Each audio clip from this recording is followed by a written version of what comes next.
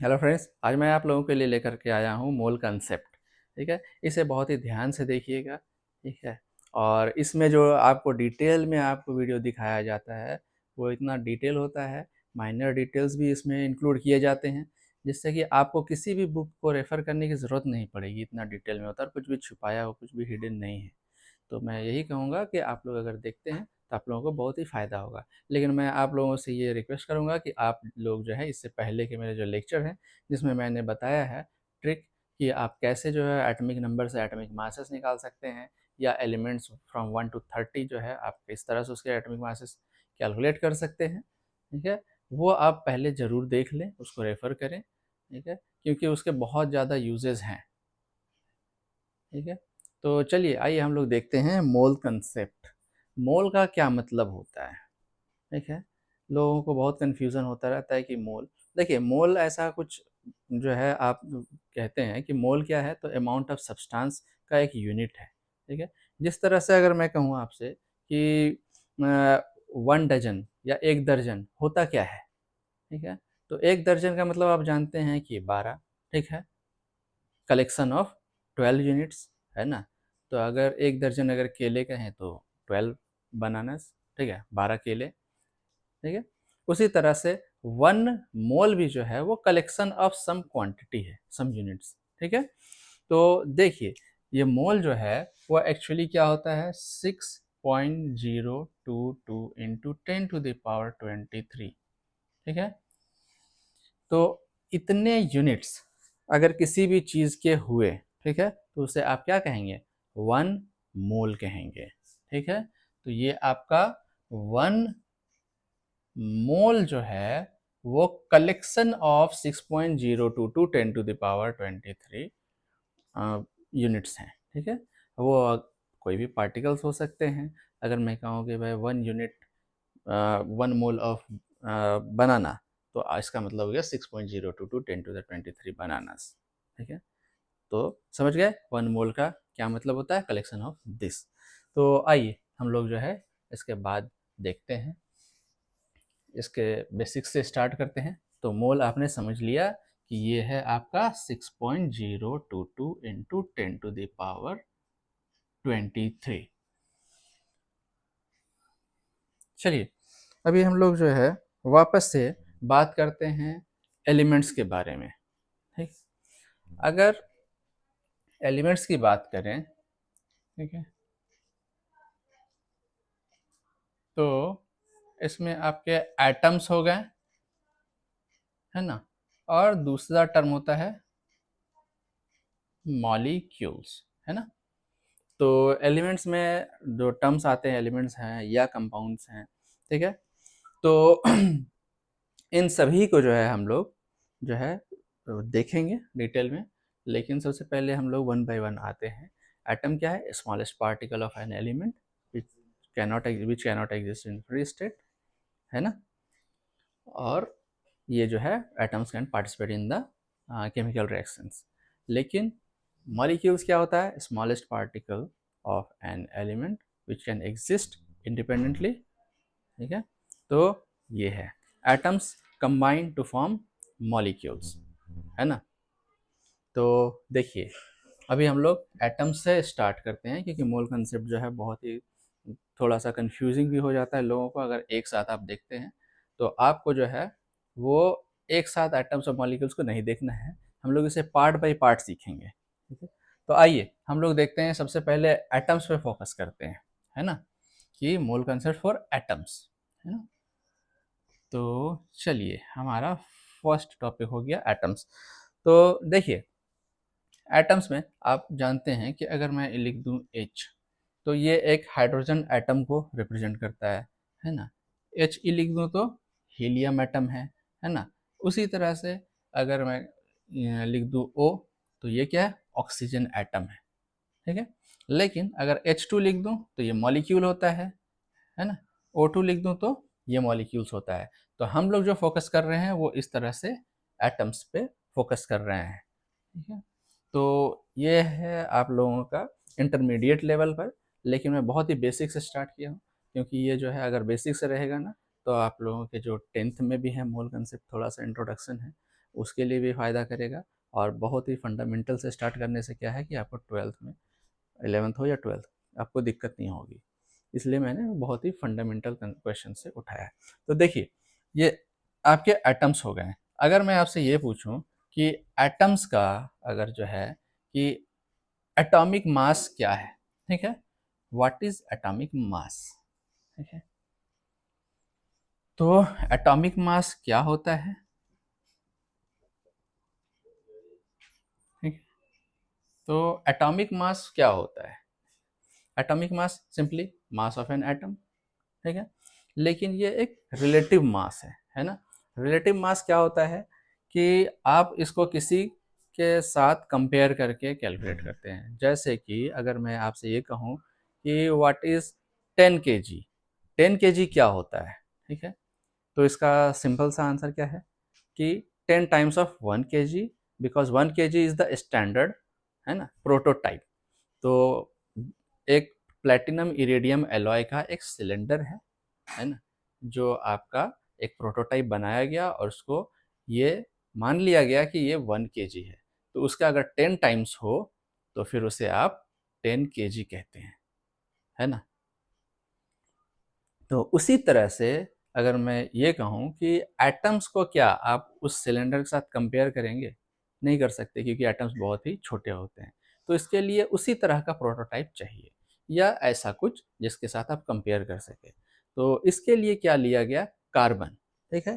तो कार्बन भी जो है आपके कार्बन 12, मैं बाद में इसके बारे में डिस्कस करूंगा कार्बन 12 में क्यों कह रहा हूँ। तो कार्बन 12 जो है आपके, ठीक है, कार्बन 12, इसको क्या कहा गया कि इससे जो है हम लोग 12 यूनिट्स लेते हैं, है ना। कार्बन 12 को हमने 12 यूनिट्स लिया और इसका जो 1/12 पार्ट होगा, जिसका कि क्या होगा, 1 यूनिट मास होगा, तो उसके साथ कंपेयर किया गया। और अगर उसके बराबर आ जाए तो फिर आप क्या कहेंगे कि इसका 1 यूनिट मास है ना। अगर 2 टाइम्स आ जाए तो कहेंगे आप कि 2 यूनिट्स मासेस है। तो देखिए, अगर इसको सिंपल तरीके से समझे तो अगर इस कार्बन 12 एटम को इस पिज्ज़ा की तरह आप समझें, ठीक है, इस पिज्ज़ा की तरह समझें, तो इसे आप 12 इक्वल पार्ट्स में डिवाइड कर देते हैं, ठीक है, इस तरह से आप 12 इक्वल पार्ट्स में डिवाइड कर देंगे, ठीक है, ठीक है, 12 इक्वल पार्ट्स में डिवाइड करते हैं और 1/12 पार्ट, मतलब आप ये जो 12 पार्ट्स हैं उस 12 पार्ट्स में एक पार्ट को आप ले लेते हैं, ठीक है, और एक पार्ट को लेते हैं और उस एक पार्ट से आप कंपेयर करते हैं कि कोई भी एटम उसका कितना टाइम्स है ना। तो एक पार्ट के बराबर जिसका मास आएगा उसे क्या कहेंगे? 1 यूनिट कहेंगे, है ना। तो इस यूनिट को कहा गया है एटॉमिक मास यूनिट, है ना, एटॉमिक मास यूनिट, ठीक है, जिसको कि शॉर्टकट में एएमयू भी लिखते हैं, है ना। अलीगढ़ मुस्लिम यूनिवर्सिटी नहीं है, एएमयू है, ठीक है। इसे शॉर्टकट में सिर्फ यू भी लिखते हैं, ठीक है। तो ये यू हो गया, है ना। तो एटॉमिक मासेस आप समझ गए कि क्या है। तो एटॉमिक मासेस को आप एएमयू में मेजर करते हैं या यू, ठीक है, जिसको कि एटॉमिक मास यूनिट कहते हैं। और ये कितना होता है? तो 1 atomic mass unit is equal to 1/12 the mass of carbon 12 atom taken as 12 units, है ना। तो एटॉमिक मास यूनिट क्या हो गया कि 1/12 ऑफ कार्बन 12 एटम्स, जिसको कि आपने क्या लिया, ठीक है, 12 यूनिट्स माना और उसका 1/12 पार्ट लेते हैं। वो आपका जो उसका 1 पार्ट है वही आपका 1 AMU कहलाता है ना। तो आपका हो गया 1 AMU is equals to 1/12 the mass of carbon 12 atom, है ना। मतलब कार्बन 12 के आप 12 टुकड़े कर दिए और उसका 1 पार्ट लेंगे, 1 AMU होता है। अब इसके साथ एटम्स को 1 बाय 1 कंपेयर किया गया, तो उसमें क्या पाया गया कि हाइड्रोजन का जो मास था वो एग्जैक्टली इसके बराबर आ गया। तो इसका ये मास कितना हो गया? 1 AMU। उसी तरह से अगर हीलियम को कंपेयर किया तो वहाँ से क्या पाया कि ये इसका 4 AMU, 4 टाइम्स इसका आया, तो उसको 4 AMU कह दिया गया। तो इससे आप लोगों को क्लियर हो गया होगा कि 1 AMU क्या है और मास ऑफ 1 एटम क्या है ना? तो मास ऑफ 1 एटम आप मेज़र करेंगे AMU में, ठीक है? इसे आप सिंपली U भी लिख सकते हैं, कोई दिक्कत नहीं है, ठीक है?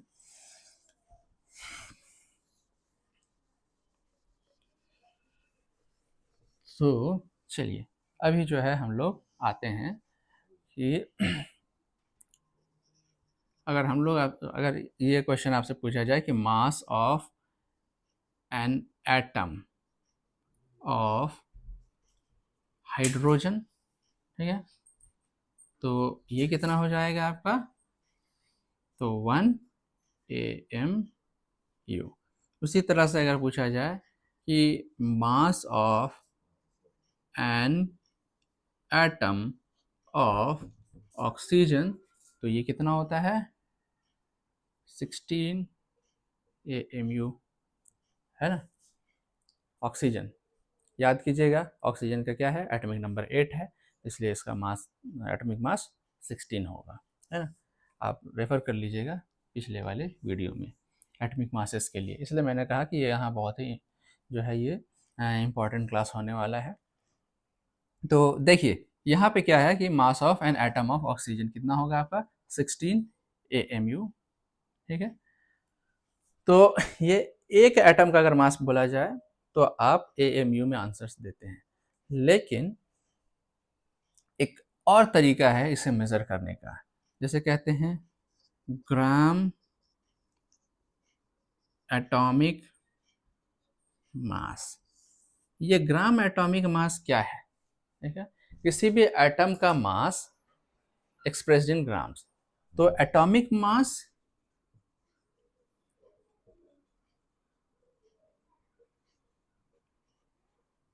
एक्सप्रेस्ड इन ग्राम्स ये होगा। तो सिंपली अगर ये कहें कि ग्राम एटॉमिक मास ऑफ हाइड्रोजन, तो क्या हो जाएगा?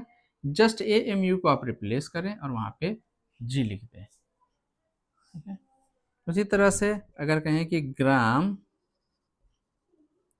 एटॉमिक मास ऑफ ऑक्सीजन, तो यहाँ पे आप क्या लिखेंगे? 16 G लिखेंगे। अब ये ग्राम एटॉमिक मास क्या जो है रिप्रेजेंट करता है? तो देखिए ये बहुत ही जो है अगर कहा जाए तो ये एक जादुई नंबर है ना? इस तरह से कि आप ये देखते हैं कि जब इसके एटॉमिक मास है, इसको जस्ट उतना ही ग्राम लेते हैं, जैसे कि एटॉमिक मास इसका 1 AMU है, तो आप अगर 1 ग्राम हाइड्रोजन लेंगे तो 1 ग्राम हाइड्रोजन में एग्जैक्टली आपको 1 मोल हाइड्रोजन एटम होगा, ठीक है? उसी तरह से अगर आप ऑक्सीजन लेते हैं तो ऑक्सीजन का एटॉमिक मास कितना है? 16 AMU। लेकिन अगर आप 16 ग्राम्स ऑक्सीजन ले लेते हैं तो उसमें आपको एग्जैक्टली क्या होगा? 1 मोल ऑफ ऑक्सीजन एटम्स होंगे, ठीक है? तो इसीलिए ये बहुत ही इम्पॉर्टेंट है ग्राम एटॉमिक मास, है ना? तो अभी अगर हम लोग ये देखते हैं कि इसका इम्पोर्टेंस यही है और क्यों ग्राम में एक्सप्रेस किया गया, क्योंकि इसका डायरेक्टली रिलेशन है मोल्स के साथ, नंबर्स के साथ, है ना? तो अभी आप देखिए यहाँ पे, तो अगर हम ये कहते हैं कि 1 ग्राम ऑफ हाइड्रोजन कंटेन्स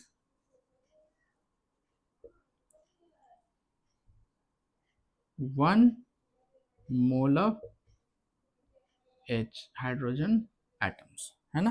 तो 1 gram hydrogen contains 1 mole of H atoms. और आप जानते हैं कि 1 मोल किसे कहा जाता है?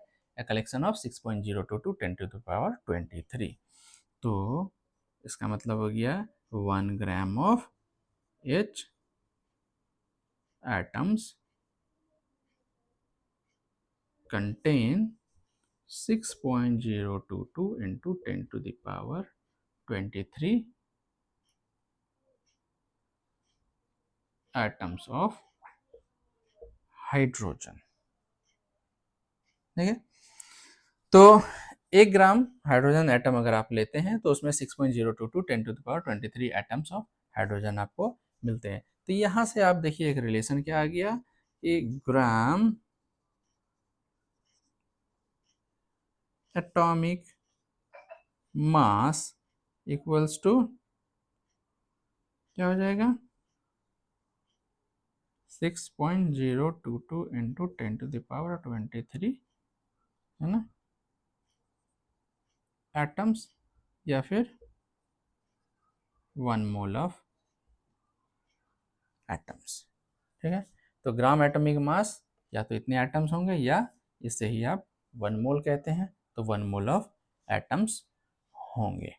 ठीक है, यहाँ तक क्लियर है। चलिए हम लोग आगे बढ़ते हैं। इसके बाद न्यूमेरिकल्स में हम लोग देखते हैं कि ये एटॉमिक मासेस का किस तरह से आप जो है नंबर ऑफ मोल्स कैलकुलेट करते हैं या नंबर ऑफ एटम्स कैलकुलेट करते हैं।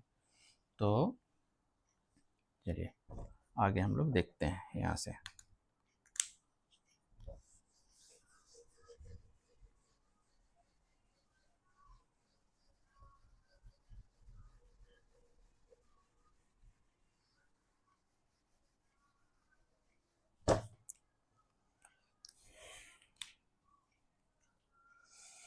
तो देखिए हम लोगों ने क्या देखा, gram atomic mass equals to 1 mole equals to 6.022 into 10 to the power 23 atoms. ये रिलेशन हम लोगों को मिल गया है। तो एक एग्जाम्पल से समझते हैं। ठीक है, एग्जाम्पल क्वेश्चन क्या है कि अगर हमारे पास दिया हुआ है, गिवन है कि we have 4 grams of H atoms. ठीक है, 4 ग्राम्स ऑफ एच एटम्स। इसमें कैलकुलेट क्या करना है आपको, सबसे पहले number of moles of hydrogen atom और दूसरा नंबर ऑफ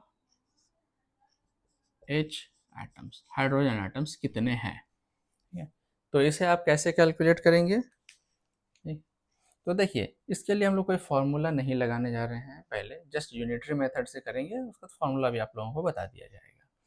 तो देखिए यूनिटरी मेथड से हम लोग देखते हैं, तो हमें क्या पता है कि ग्राम एटॉमिक मास ऑफ हाइड्रोजन कितना है, 1 ग्राम। इसका मतलब क्या है कि 1 gram of hydrogen contains 1 mole of hydrogen atoms, है ना। तो 1 ग्राम में 1 मोल है, तो फिर 4 ग्राम्स में कितने होंगे, 4 ग्राम्स ऑफ एच, है ना, hydrogen atom contains 4 into 1 mole of H atoms means 4 moles, है ना। आ गए आंसर। ठीक है, नंबर ऑफ मोल्स। अभी देखिए नंबर ऑफ एटम्स देखते हैं, तो 1 मोल है ना equals to 6.022 into 10 to the power 23 atoms of hydrogen. तो फिर 4 मोल्स इक्वल्स टू क्या होगा आपका, 4 into 6.022 into 10 to the power 23 atoms of hydrogen. ठीक है, तो इतने आपके एटम्स ऑफ हाइड्रोजन यहाँ पे निकल गए, है ना। इसी चीज़ को अगर हम लोग जो है दूसरे एग्जाम्पल से भी देख सकते हैं, है ना। तो चलिए हम लोग देखते हैं एक और एग्जाम्पल, उसके बाद आपको एक फार्मूला बताया जाएगा नंबर ऑफ मोल्स कैलकुलेट करने का। वैसे उसकी कोई ज़रूरत नहीं है, अगर आप यूनिटरी मेथड से कंफर्टेबल हैं तो यूनिटरी मेथड से आप कैलकुलेट कर सकते हैं विदाउट एनी फार्मूला। जिस कंसेप्ट आपको याद रखना है कि क्या है। तो अब हम लोग जो है दूसरा क्वेश्चन देखते हैं। ठीक है, तो आइए हमारा दूसरा क्वेश्चन जो है वो जो ऑक्सीजन का मैंने एग्जांपल दिया वहाँ से ही हम लोग देखते हैं। ठीक है, तो हमारा क्वेश्चन क्या है नेक्स्ट कि 4 ग्राम्स ऑफ ऑक्सीजन एटम है ना, 4 ग्राम्स ऑफ ऑक्सीजन एटम्स अगर हैं तो अब सेम क्वेश्चन आपके लिए है। यहाँ पे आप कैसे मोल्स कैलकुलेट करते हैं और हाइड्रोजन एटम्स कैलकुलेट करते हैं, और आप यहाँ पे ऑक्सीजन एटम्स कैलकुलेट करते हैं। ठीक है, तो यहाँ पे जो है आपको जस्ट ओ कर दिया गया है ना, एच के जगह पे आपने ओ कर दिया। तो अब आप इसे कैसे सॉल्व करेंगे, तो सिंपली आप वही यूनिटरी मेथड लगाएंगे। आपको क्या पता है यहाँ पे कि ग्राम atomic mass of oxygen atom is 16 grams. ठीक है, इट मीन्स क्या है कि 16 ग्राम of oxygen atoms contain 1 mole of oxygen atom. ठीक है, 1 मोल ऑक्सीजन एटम्स होते हैं इसमें, तो 1 gram of oxygen atoms contain 1/16 mole of oxygen atoms, है ना। तो 4 gram of O atoms contain 1/16 into 4 mole of O atoms. तो देखिए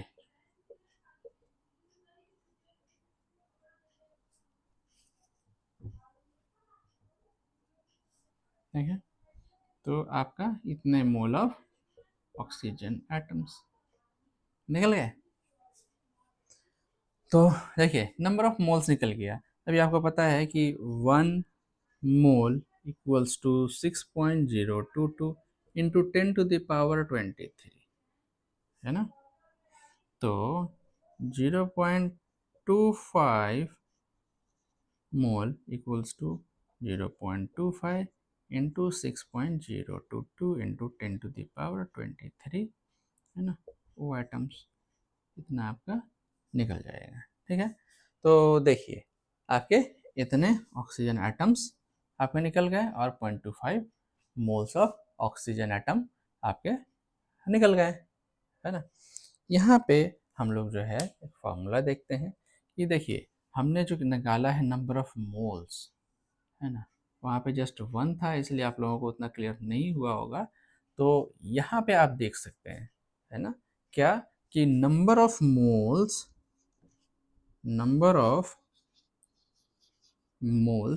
क्या है 4/16। 4 क्या था,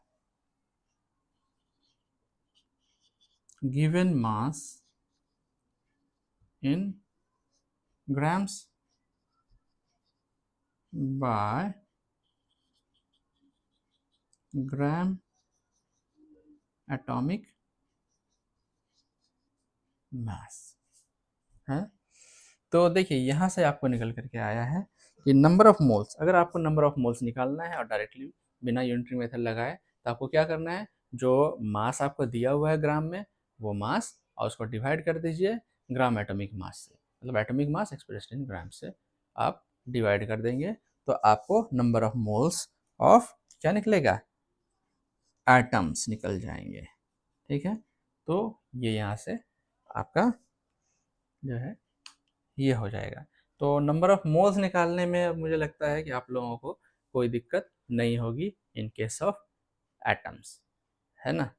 तो इसके बाद जो है हम लोग देखेंगे कि number of moles of molecules किस तरह से निकालते हैं, और फिर जो है आपको एटम्स और मॉलिक्यूल्स की कुछ और चीज़ें हैं, रिलेशन है, ठीक है, पेपर डेंसिटी है, ये सभी चीज़ें जो है मॉलिकुलर मास हैं, इसमें बहुत सारे टॉपिक्स हैं जो कि आपको कवर किए जाएंगे। तो इसके बाद नेक्स्ट लेक्चर में आप लोग बने रहें और वहाँ हम लोग डिस्कस करेंगे कि number of moles of molecules कैसे कैलकुलेट करते हैं और बाकी। ठीक है, तो वीडियो में बने रहें, हमारे चैनल को लाइक करें, शेयर करें, सब्सक्राइब करें। Thank you.